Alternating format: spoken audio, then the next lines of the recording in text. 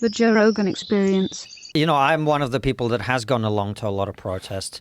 There's a lot of wild people there. Oh, yeah, you've done some great interviews at those protests. Yeah, it's just when they're confronted with a person who's actually asking them questions, it's remarkable how few people know why they're there. They don't know. Like, when you get into specifics, this guy did this thing today where he was talking with people at the No Kings Pro. I'm going to send it to you, Jamie, because it's you know, I mean, I understand why they responded the way they did, but it is absolutely fascinating to watch because it just shows you what.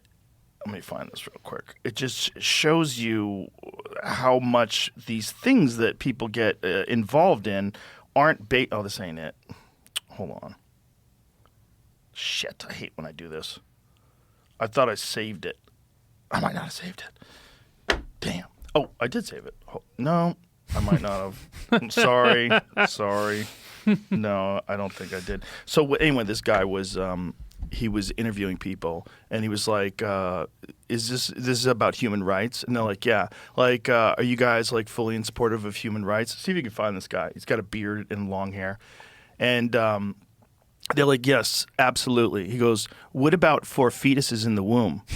And everybody walks away. Everybody was like, yeah, that's unhuman or that, I don't know. And he does it to everybody. And he looks like a hippie, you know? So he's like, so you guys are for sure for human rights? And like, oh yeah, human rights is why we're here. You believe in human rights for everyone? Yes. What about unborn babies? And you see this look on the. It's almost like everybody's under a spell. Yeah. Like some evil. But they are under a spell. Yes, this is the guy. Yeah, this is him. This is him. Check this out. This is wonderful. I love when people do things like this. Can you refresh? Yeah, I just did. Yeah. About them. We're in favor of them. For everybody? Yes.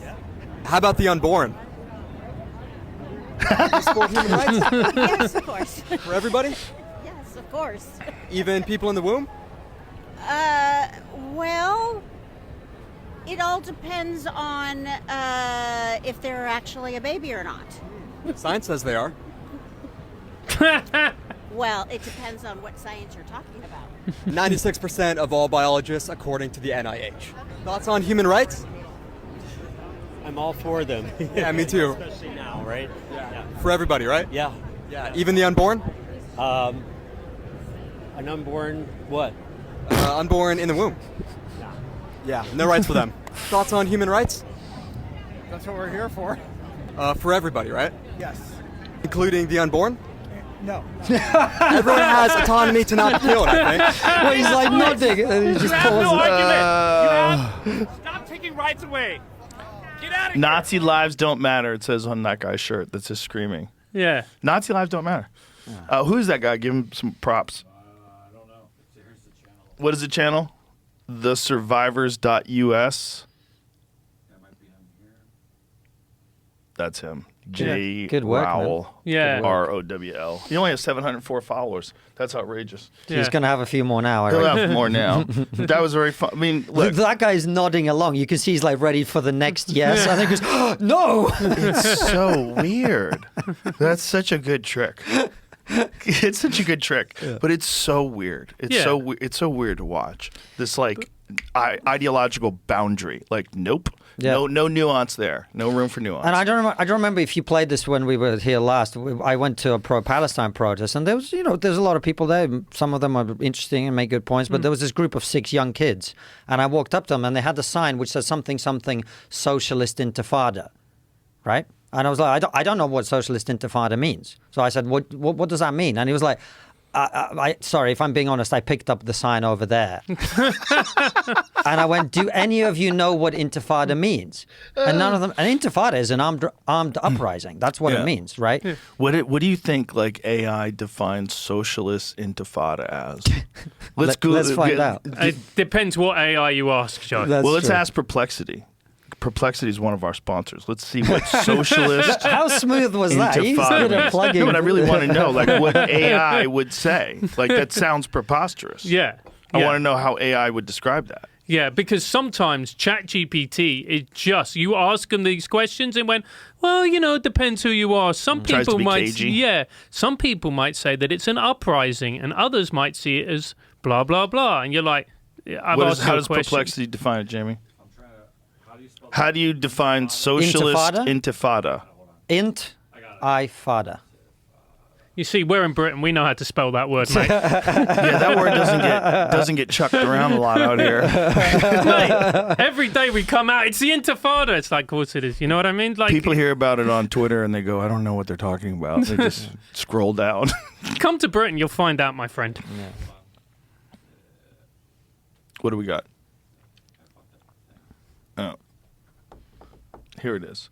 Socialist intifada combines two distinct ideas, the Arabic concept of intifada, and the political ideology of socialism. So the meaning of intifada means shaking off or uprising in Arabic, and historically refers to popular resistance movements, particularly the Palestinian uprising against Israel occupation in 1987 and 2000. It denotes collective rebellion, often led by the oppressed, using acts of protest, civil disobedience, and sometimes violence to resist injustice and occupation. Interesting. Also, often led by the oppressed is interesting. It's an interesting addition, isn't it? Yeah, it's an interesting addition. Seems like that's human. That's a human addition to this thing. You know, socialist intifada refers to the framing of the uprising not merely as a national liberation struggle, but as a class-based social revolution. Marxist and socialist movements view such an intifada as a mass movement of workers and a youth using class struggle methods. Send in the tsunami right now. Send in the tsunami and make people live off fish that they have to catch for just a month, and all this shit goes away. Just give me something. Yeah. Give me a small asteroid. Give me something. Give me something. Give me an alien invasion. Just give me something to fucking shake these kids by the collar and go, shut the fuck up. Just shut the fuck up and live your life. You're not living your life, and you're fucking up everybody else's lives. But, you know, we also have to take responsibility for this. The adults, the people, the colleges, all those people need to take responsibility. So I went to a Palestine protest at UCLA last year in May time. And I thought it was run by the kids. There were a lot of adults there who weren't students at UCLA. And the kids, when they saw what I was doing, and I was doing interviews, they were like, he doesn't go to my college. He doesn't go to my college. He doesn't go to my college. That dude's in his early 50s. He's not on the faculty staff. What is he doing here? Yeah, they're being paid. They're part of an NGO. They're part of something that's decided that this is a good idea to get these students to be engaged in these things. And it's funded. That's what's weird. When I went we had protests, I'm sure you saw, which were about illegal immigration. People would protest outside of illegal immigrant hotels where they're kept. And you had protesters and counter-protesters. One thing I noticed is all the pro-immigration protesters, they all have professionally made signs. It's all organized. Oh, yeah. No misspellings. No. And when you dig deep, it's organized by all these very well-named organizations, Yes. Stand Up to Racism or whatever. Yep.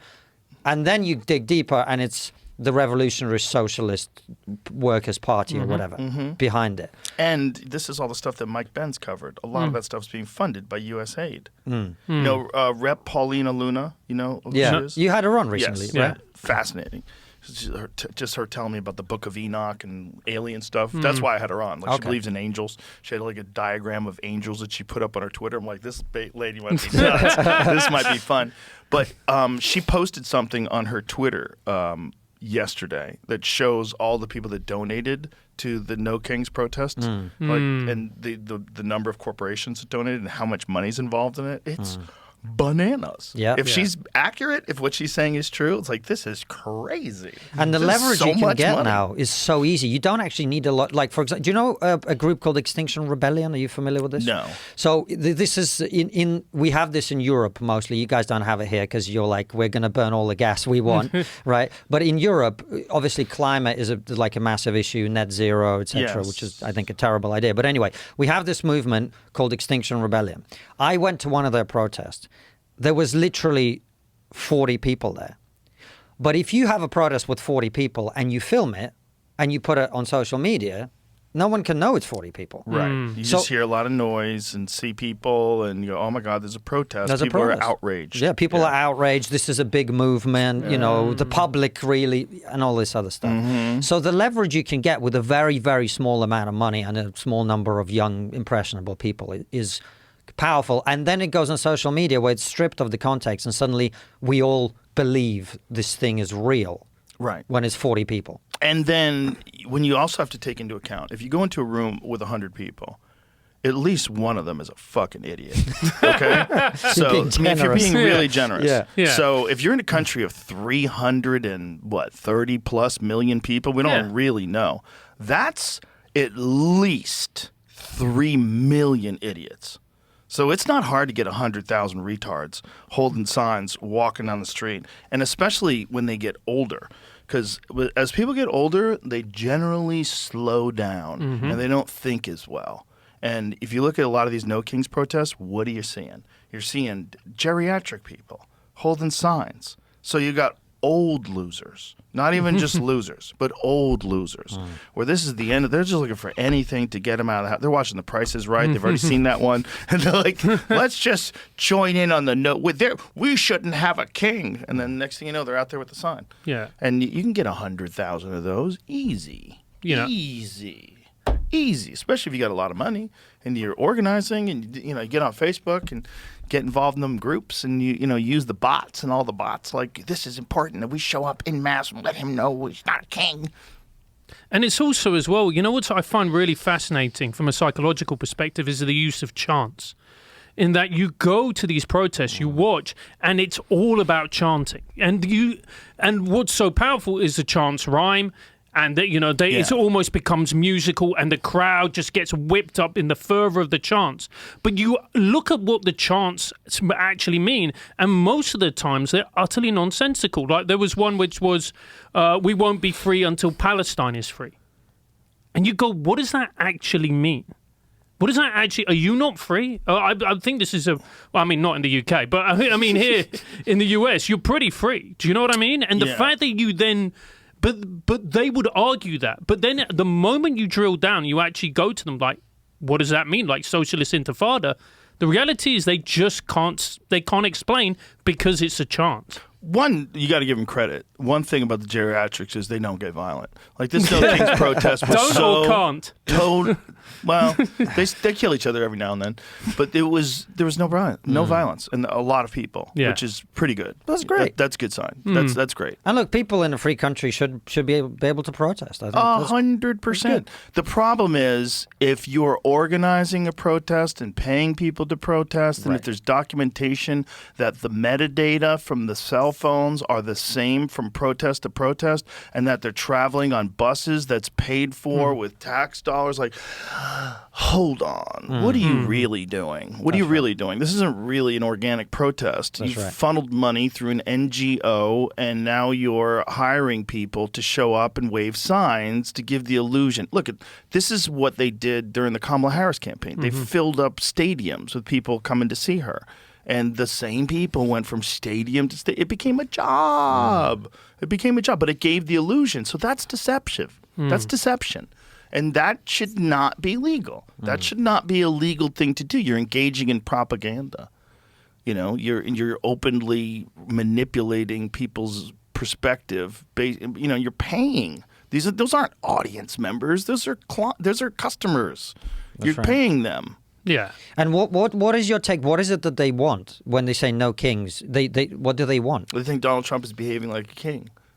How so? Because, he ran on a platform and was elected and won every swing state and the popular vote. And then once he got in, he did exactly what he said he was going to do, which is exactly what a king does. That's what makes you a king. And then he let them protest, which is also what a king does. Right. Yeah. Like no, he didn't send the troops to stop the protests. And in fact, he congratulated them on doing a great job. And he said, "I'm still your president." Yeah, I saw that. Tweet's fucking hilarious. Yeah. It's very funny. It's a very pull up the tweet that he made. I guess it's not a tweet. It's like, which I still say tweet. I tried. It's a truth. I tried X Oh, for a yeah, while, yeah, and I yeah. can't say it. I Or say a Twitter. post. It's still a tweet. I might say X, but you tweeted. That's right. You know, and if it's Truth Social, it's going to make its way to Twitter, and then it's a tweet. Yeah. Yeah. It's like you can't retruth something. That doesn't even make any sense. You know, the thing that we have in this country, I don't know if you have it in this country as much, is just the way the policing is biased. The way that they will arrest Graham Linehan for 3 relatively innocuous tweets, one of them was a joke, and they will arrest him the moment he lands on British soil, 5 police officers. You get other people saying heinous things. Or you get, like I said, the example Zara Sultana saying, you know, we're going to fight them in the streets. Right. But that's fine. Right. And nothing comes from that.